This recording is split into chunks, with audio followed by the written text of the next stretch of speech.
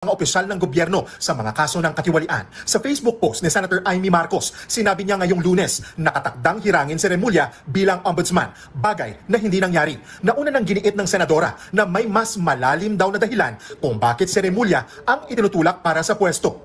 There is a very ominous reason. It's the new phase in the effort to get rid of VP Sara before 2028. Balak daw ipakulong si Vice President Sara Duterte, pati na ang gaya ng senadora na the reason why pinupush ni Liza Tanas Marcos si Boying Remulla, pinupush ni Bangag Jr., sila yan, di ba? Ang paghirang dito kay Bonjing Remulla na yun na nga, sana nga magurgur na anytime dahil alam ko konting isang bulate na lang ang hindi pumipirma diyan eh. Ngayon, mga kababayan, the reason why pinupush nila yan para i-disqualify nila si Inday Sara. Paano diba? I-disqualify? Official lang, baka naman merong mas malaking tao na ayaw pauwiin si Saldi dahil baka kumanta siya, di ba? Ayun na. Okay naman siya. Na? Sarap pa nga ng ngisi-ngisi niya eh. Di ba? Paka flex pa siya. Strong pa siya eh. Di ba? Eh, may sakit tapang mo nun. O ngayon, sumagot ka. Ba't ka nagtatago? Yes. Good morning mga kasama. Nandito na naman si Kuya Goods nagbabalik. At syempre, kung di ka pa nakasubscribe sa ating channel, pa-subscribe na lang po at hit mo na rin yung bell para updated ka sa ating mga video. Ito na ho, meron papasok lang. Umamin na sa coup. AFP at Torre nagsalita na. Browner, umamin?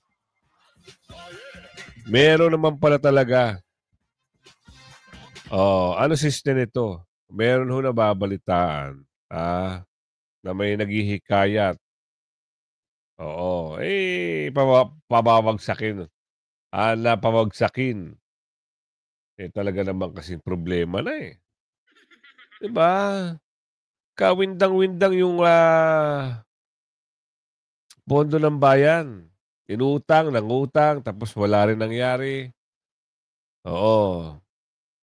Dapat lang, sabi ni Aling Ledesma. Dapat lang. Kasi hindi na ho maganda. Imbis na paganda ng paganda ang Pilipinas, pabagsak ng pabagsak dahil doon sa pagnanakaw. Na walang tigil. Ano balita rito? At proklamasyon ng Gabriela Party List, ipapawalang bisa sa Korte Suprema. Dapat. Alam nyo, ito yung sinasabi natin eh. Yung Duterte Party List nanalo, 2 million mahigit ang boto niyan. Tapos, dahil sa sa kagagawa ni George G., nawalang bisa ang pagkapanalo ng Duterte Party List. At ito, pinasok yung Gabriela. Aba. Kita nyo, kalokohan nila. Pag mga bata nila, nagagawa nila ng paraan. Pero pag mga kalaban nila, mabilis nilang pabagsakin. Talaga. Eto, paano pa ito? Bongit, hindi maiiwasan makatakas sa accountability. Dapat. Panagutin ang dapat panagutin. At may balita rito, hindi ko alam kung magugustuhan nyo yung nagbabalita. Siya kasi yung nagbigay ng impormasyon na si BP Sara ay planong burgurin bago mag-2028. Yan din, maraming naglabasan na ganyan. Kasi hindi nila kayang tumbasan ang galing ng BP. Hindi nila kayang talunin sa 2028. Ngayon pa nga lang eh. Diba? Yung ginagawa ng BP Sara. Magmula ng birahin nila ng 2022 hanggang ngayon, hindi nila kaya si Bakin. Napa-impeach nga nila. Nawala rin. Ngayon, meron na silang mga napakaraming attack dog na tumigil din yung iba. Kasi wala na siguro maibayad. Pansin nyo ba yan sa kamera? Pansin nyo. Napapansin nyo yan. At Tatang Nagwanso nagsalita na. At merong mga retired generals, retired colonel, retired mga army soldiers, merong pahayag. Simulan natin dito. Ano ito? Pasok. Kinausap na pala ng ating mga kasundaluhan, mga AFP, retired generals, itong si General Bronner na pababain na sa pwesto. si Bongbong Marcos. Ngunit ang problema nga lang ay hindi nakiisa si General Bronner. Ngunit siya'y aminado na kinausap siya ng mga ilang kasundaluhan at mga retired generals. Ayon kasi sa post ni Jay Zonza, umamin na rin sa wakas si General Romeo Bronner sa tunay na damdamin ng mga sundalo. Kaalinsabay nito ang pag-amin ng AFP Chief of Staff na kinausap na rin siya ng mga retired generals and senior officers. Kaugnay ng hangarin nilang mapababa si Pangulong Ferdinand Marcos Jr. at lisanin ng palasyo ng Malacanang. Ayon pa kay General Romeo Poquis, clarification on the UPI's meeting with General Bronner. The leaders of the United People's Initiative recently met with General Bronner and his entire battle staff. We wish to clarify that this meeting was not intended to persuade him or the armed forces of the Philippines to act against the government through a coup d'etat or any similar action. If that were our objective, we would not have publicly announced the meeting in the first place. Tama. Our purpose was simple, to formally introduce ourselves and present the UPI's advocacies. We explained that UPI is a non-political, non-partisan, non-violent, and law-abiding movement focused on fighting corruption. This was necessary in light of misleading reports portraying our cause otherwise. We also shared with him the sentiments of ordinary Filipinos, including many within the AFP ranks, who are disheartened by widespread corruption. Grabe, no? Oo. Ito, siyempre nag-meeting siguro, di umano. Pero kung ano man lumabas sa pagmi-meeting nila, hindi pa natin masyadong malinaw. Wala naman kasi media eh. Ito lang, yung mga pronouncement, na ito yung sinabi, pero dapat, kung kayo ay nagsisilbi dapat sa taong bayan, hindi sa ilang tao lang. Di ba? Kayo ho ipasahod ng taong bayan. Tax ng bayan ang binibigay sa inyo at natatanggap nyo buwan-buwan. Pero ang nangyayari, di ba? General Poquis, di ba? General, pangalan nito? Droner. Di ba? Taong bayan nagpapasahod sa inyo. Kaya yung ibang retired general, kagaya ng retired General Poquis, nagsasalita na. Yung ibang retired, may boses na rin. Yan yung mga bagay-bagay na dapat iniisip din ng yung mga soldier. Ano ba ang, sige nga, ito ano ba yung sinumpaan nyo bago kayo naging sundalo? Di ba? Nangyayari, bistado na eh. Marami umaalma, abogado, politician, yung mga iba't ibang personalidad, artista. Tinutumbok na yung korupsyon. Nagbubulag, pipibingi pa rin kayo. Wala na kayong hindi nyo pinapakita sa taong bayan. Paano pa kung halimbawa magkaroon nga ng sigalot? Tapos hihingi kayo ng tulong sa taong bayan. Huwag naman ganun. Diba? Isang example Kasi meron pa rin mga hindi nababalitang mga usapin dyan sa West Philippine Sea. Diba? Meron din nababalita na galit ang China. Kung sumiklab, halimbawa lang naman ito. Halimbawa lang. For example nga, kung sumiklab ang hindi magandang usapin dyan sa West Philippine Sea, at nagkaroon ng mga hindi magandang command. Nagpalabas na ng tao, pinapasok na yung tao nila dito, at nagkaroon. Sino hihikayatin nyo na tumulong sa inyo? Taong bayan. Diyan kayo nagkakamali. Huwag nyong gagawin yan. Dahil hindi nga nakikita sa inyo eh. Na minamahal nyo ang taong bayan eh. Huling-huli na ho ang drobo. Pero wala kayong ginagawa. Parang ang saya-saya nyo pa di umano. Huwag ganun. Pangit yan. Diba? Totoo yan pag nagkaroon ng hindi magandang mga bagay-bagay. hihingi sila ng obligahin pa nila yung tao. Sige, ikaw kailangan ka kasi ipaglalaban natin ng ganito, ganere. Mali. Di maganda yun. Ipakita nyo muna na makatao kayo. Hindi yung ilang tao lang na nakwento lang, na-reaction lang. Okay, magalit. Kayo ay naninilbihan sa gobyerno. Ito magandang pag-usapan natin. Ito yung mga talagang malalaman mo na dapat lang na ipatawag at ano sabi? Mapawalang bisa ang proklamasyon. Kasi sila-silang lang gumagawa nito eh. Sila-sila lang gumagawa ng eksena sa buhay nila eh. Kung gusto nila i-proklama, gusto nila kasi kakampi nila. Hindi natin alam ito si Jordi. Matindi rin ang nito. Matindi rin ang pagkahimod nito eh. Kaya mo malapit ka na rin kay Chis Escudero, kay Mamang Quezon. Galingan mo lang galingan mo lang. Pasok.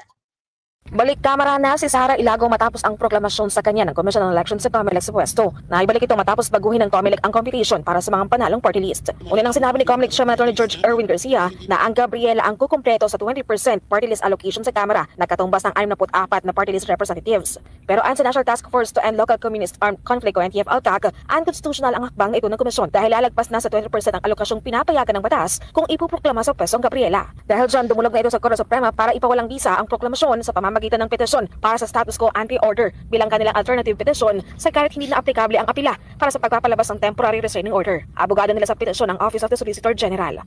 We firmly believe that instead of having 64, which is an increase of 1 seat, because before this issue came up, 63 out of 317 lang ang ating allowed na representative ng party list sa House of Representatives, which is 19.87%. Okay? So bringing that up to 64 would be more than 20%, which we believe is constitutionally inconsistent.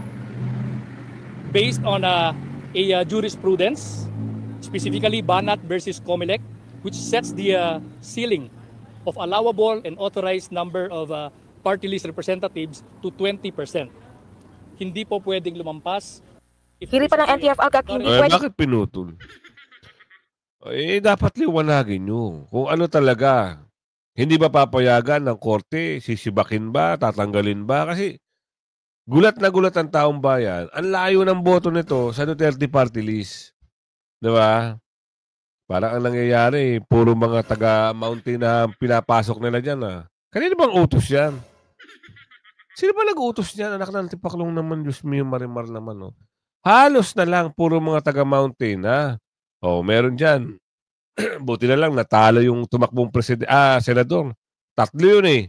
Yung matandang sinungaling na guruan, yung baklitang may salamin, yung lagi naka-violet na malaking panga. Buti na lang, tumakbo silang senador. Dahil kung hindi, andyan pa rin sila.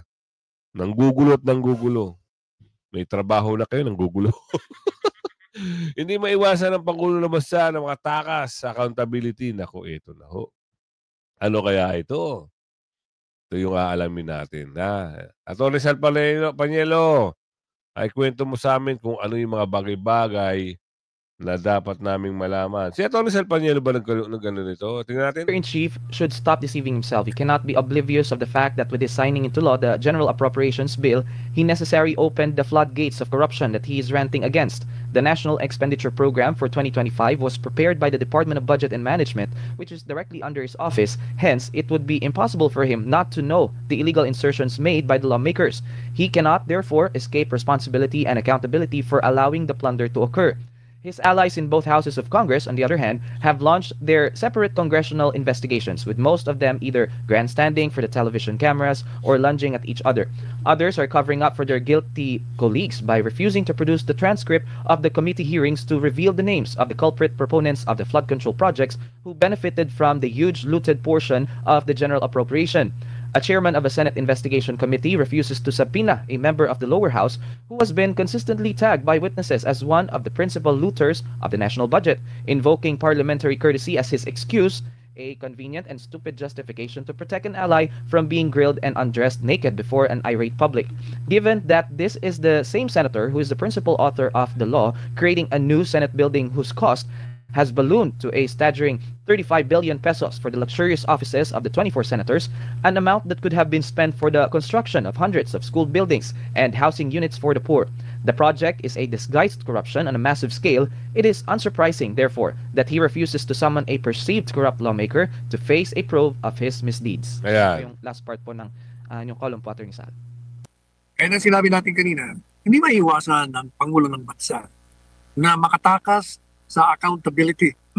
Sapagkat, gaya ng pinaliwanag natin sa mga unang artikulo sa The Manila Times at sa programa natin, ay ang responsibilidad ay humihinto yan sa lamesa ng Presidente. Sapagkat siya ang nakakaalam sa kanyang kapangyarihan, hindi maaaring hindi niya malaman ang lahat ng mga kalokohan. Dapat talagang siya ang managot. At tigilan niya na ang pagkukunwari at ang pagloko sa sarili niya na siya'y galit. At sa headline nga ngayon, kailangan daw matapos na ang greed. Paano ba nagsimula yan kung hindi sa'yo? Mr. President, sapagkat you allowed it to happen. Kung hindi ka man kasama, you were neglectful or you consciously allow the occurrence of corruption in our country, and you cannot pretend not knowing it. You cannot pretend being angry and aghast at it. You cannot pretend and shout, stop this greed.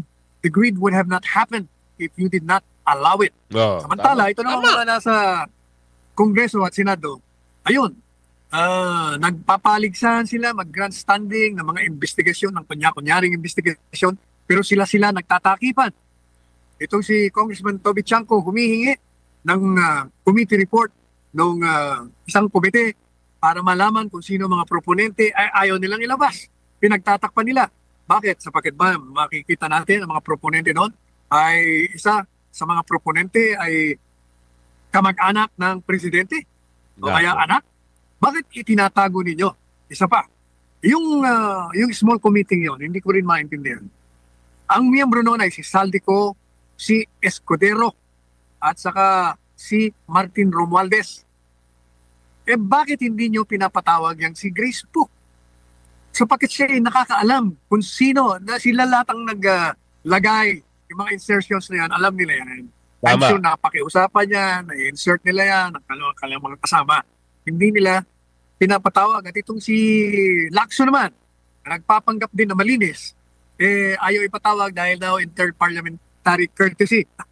yung kalokohan na excuse na yan, yan ay isang stupidong katwiran. Tama. Yan ay pagtatakip lamang. Mabuti naman, dahil binabanatan na sila ngayon, binabanatan ng programa natin, binabanatan niya si Lacson, kasi sabi nga natin, kung pumorma ka para kang malinis. Pero ikaw ang nagpromotor, noong 30 ngayon, umabot na ng 35 billion pesos na magpagawa ng isang building ng opisina niyo sa mga senador. Binupunin niyo yan, 35 bilyong piso ang gugulin para lang magpatayo ng mga opisina nilang kakapal ng mga mukha nila. Ikaw, lalo ka na Lacson sapagkat ikaw ang promotor niyan. Tapos kung pumorma ka, kunyari ay wala kang alam, hindi po pwede yan. Ito rin si Escudero, isa pa ito. Kaibigan natin lahat yan actually, pero hindi po pwede yung ginagawa nila. Magtatalumpati ka, babanata mo si Martin Romualdez, sasabihin mo, siya nagpakulo ng impeachment, dahil kailangan ng mga ayuda, may labas kung hindi pumirma. Pero bakit ngayon ka lang nagsasalita? Ilang buwan ang nakaraan yan. Dapat noon ka agad sinabi mo na yan. Pangalawa, ba't di mo sinasagot yung akusasyon sa'yo na ikaw ay tumanggap ng ilang milyon o bilyon o whatever kung magkano ang amount. Sapagkat inamin mo na, o isa pa yun, inamin mo na tumanggap ka ng 30 milyones na peso sa iyong kampanya. Yan po ay bawal. Bawal. That's a crime under the Omnibus Election Code. Ito na. Ang ang punto rito, hindi makakatakas si Bungit-ngit. Kasi, yun, napunto kagad na ni Atty. Sal Panielo Hindi, paano ba sabihin? Parang, hindi mangyayari ang lahat na yan kung hindi alam ng nakaupo. Nakaupo, ito na. Dito na, alam mo, pag nakikita natin itong balita na ito, parang pakiramdam natin, parang niloloko tayo ng ginigisa tayo ng mga nakaupo. Diba? Bakit? may kaso ka tapos nasa shortlist ka ng pagiging ombudsman. Isang malaking kalokohan naman yun. Proud pa siya na nasa listahan siya eh. Naniniwala si Senadora Amy Marcos na si Justice Secretary Boying Remulla na ang itatalagang ombudsman para maipakulong umano si Vice President Sara Duterte. Kanina, inilabas na ang short list ng mga pagpipilian sa pagka-ombudsman. Nasa frontline ng balitang yan si Gio Robles. Kabilang si Justice Secretary Boying Remulla sa 7 pangalan na pinagpipilian ngayon ni Pangulong Bongbong Marcos para maging susunod na ombudsman. Kanina, inilabas ng Judicial and Bar Council ang shortlist matapos ang halos 2 buwang screening at public interviews. Bukod kay Remulla, kabilang din sa shortlist sina Michael Aguinaldo, dating COA chairman at ngayon ay Philippine Competition Commission head, Supreme Court Associate Justice Samuel Gaerlan, Deputy Executive Secretary Annalisa Logan, retired Supreme Court Justice Mario Lopez, Sandigan Bayan Justice Michael Frederick Musngi at PhilPost Chairman Stephen Cruz. Natanggap na ng palasyo ang listahan at inaabangan na lamang ang pinal na desisyon ng Pangulo. Ang mapipili ni PBBM ang papalit kay Samuel Martires na nagretiro noong Hulyo. Ayon sa batas, may hanggang October 30 ang Pangulo para magtalaga ng bagong ombudsman. Matipid naman sa pahayag si Remulla sa isang ambush interview. I'll still be reporting for work here for sure. Tomorrow, tingnan natin how it goes. I think the shortlist was submitted already. But that's all I know. Wala pa akong update. It's a work in progress. Mandato ng ombudsman na imbestigahan at panagutin ang mga opisyal ng gobyerno sa mga kaso ng katiwalian. Sa Facebook post ni Senator Amy Marcos, sinabi niya ngayong Lunes nakatakdang hirangin si Remulla bilang ombudsman, bagay na hindi nangyari. Nauna nang giniit ng senadora na may mas malalim daw na dahilan kung bakit si Remulla ang itinutulak para sa pwesto. There is a very ominous reason. It's the new face in the effort to get rid of VP Sara before 2028. Balak daw ipakulong si Vice President Sara Duterte, pati na ang gaya ng senadora na kaalyado ng mga Duterte. Plunder will be the name of the game. No bail and imprisonment until 2028. Nauna nang sinabi ni Remulla. Ganyan ba target nila?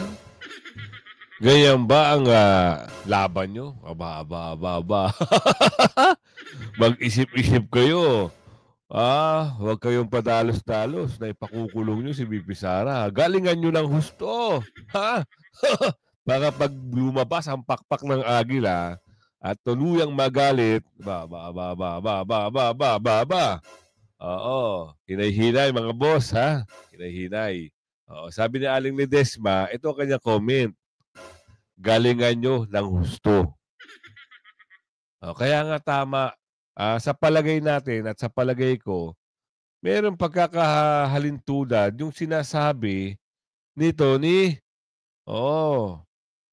Puting Ahas na si VP Sara ay gugurgurin nga. Alam nyo ba yung ibig sabihin? Kung hindi mapakulong, ano ba yung mga pwedeng itawag doon? Talagang tatrabahuhin ba? Di umano. Sino nagsabi niyan? Ito, si Puting Ahas. Pasok. Yan. The reason why pinupush ni Liza Tanas Marcos si Boying Remulla, pinupush ni Bangag Jr., sila yan, di ba? Ang paghirang dito kay Bonjing Remulla na yun na nga, sana nga magurgur na anytime, dahil alam ko, isang bulati na lang hindi pumipirma dyan eh.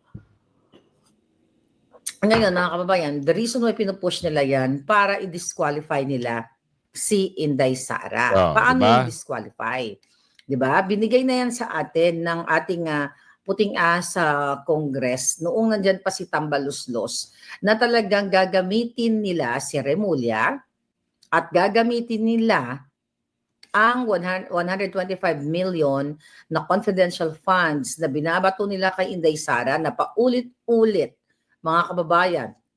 Okay? Ibabato nila at gagawa nila ng paraan. Magpa-fabricate sila ng crime kay Inday Sara para sa 2028, mga palangga, ay kanila ng tuluyan ng hindi makatakbo si Inday Sara. So, ilang taon na lang ba tayo ngayon?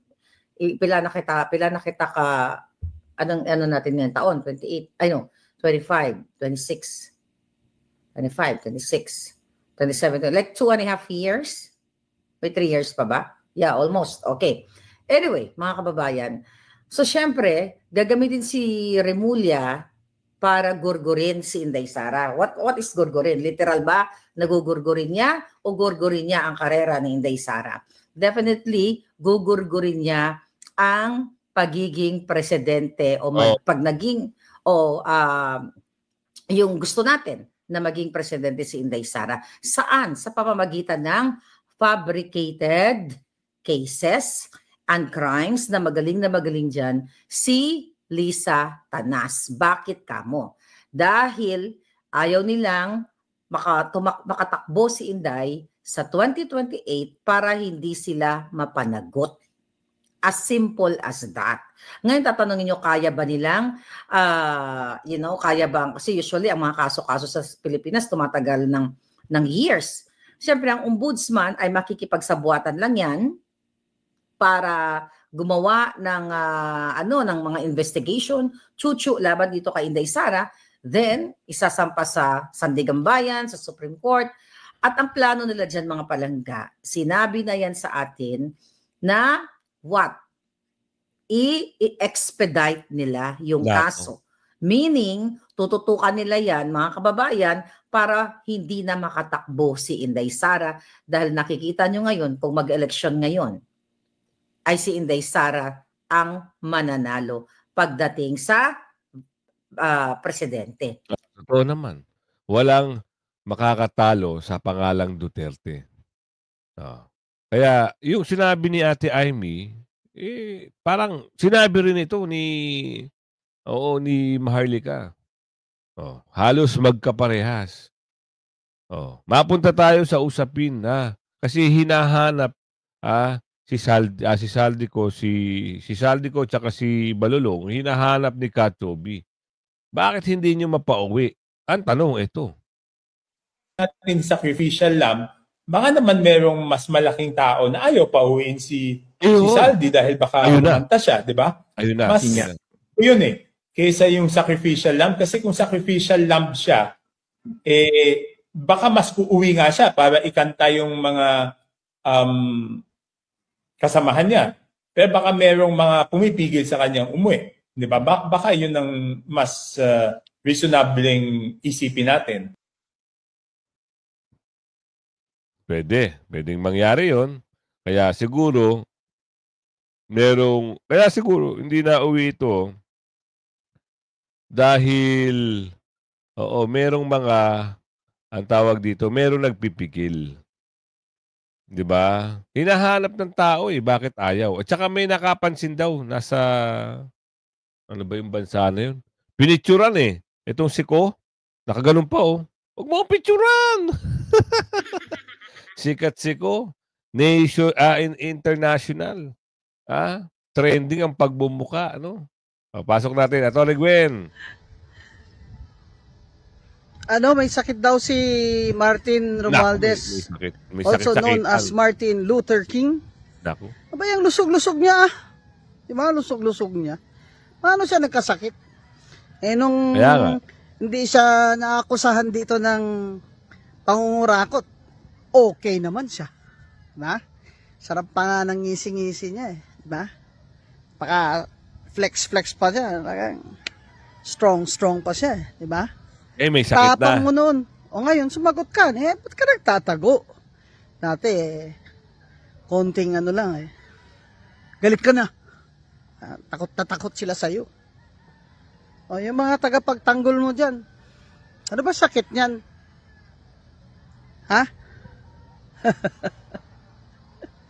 Walang gamot sa ganid. At saka, ang galing-galing ng mga doktor dito sa Pilipinas hindi ka kayang gamutin. Saan nagpunta kaya? Yan, Mr. Speaker. Speaker D. Pag binigyan mo yan ng authority to travel, baka masaldi ko ka. Hindi na yan babalik.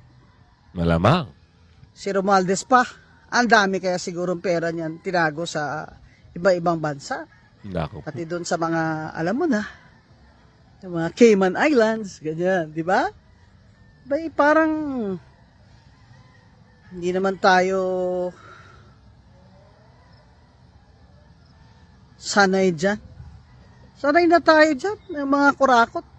sa gobyerno, ay may mga bank account sa ibang bansa na tinatago pa nga sa hindi nila pangalan. So ngayon, ay sakit ka na. Alam mo, Martin Romualdez, yan ang parusa mo at ng anak mo at ng pamilya mo na ngayon ay tinatagurian ka ng ikaw ang pasimuno nitong lahat ng grand corruption sa budget ng bansang Pilipinas. Na ikaw ang mastermind sa lahat ng pahirap sa taong bayan at sa ating bansa. Huwag niyong payagan makaalis yan ng bansa, Speaker D. Ibig sabihin, attorney, may balak tumakas? Ganun ba? Ito yung isang kababayan natin na nagsalita na rin. Pasok. Magandang umaga ang Kuya Ed. Ngayon alam na natin na si Diwata Torre ay iluluklok bilang hepe ng National Bureau of Investigation. Ha? Alam na natin. Matagal na siguro ito. Baka matagal na itong ano na to, anong tawag dito? Yung sinabi nito ni Sir. Marines to eh. Hindi ko lang alam, hindi ko sure kung talagang iluluklok kasi hanggang ngayon hindi pa nagpaparamdam eh. O si Hire, wala pa tayong nakikitang mga paramdam niya eh. Kung ito nga ay magtugma-tugma, itong si nangingitim ay magiging ombudsman, at ito si Hire ay magiging NBI, sigurado, maganda ang plano nila. Maganda ang plano nilang pabagsakin si BP Sara, pero hindi magwawagi yan. Yung mga plano nyo na lang yan, pero wag nyo siya katuparan. Bakit? Dahil hindi yan mananalo sa taas. At hindi yan papayagan ng taong bayan. Totoo yan. Marami nagmamahal sa mga Duterte. Huwag kayong magbulag-bulagan. Huwag kayong magpagamit sa amon yung mga nako. Pero kung umabot ka sa video natin ito, hanggang sa muli pakilike and share Bye-bye.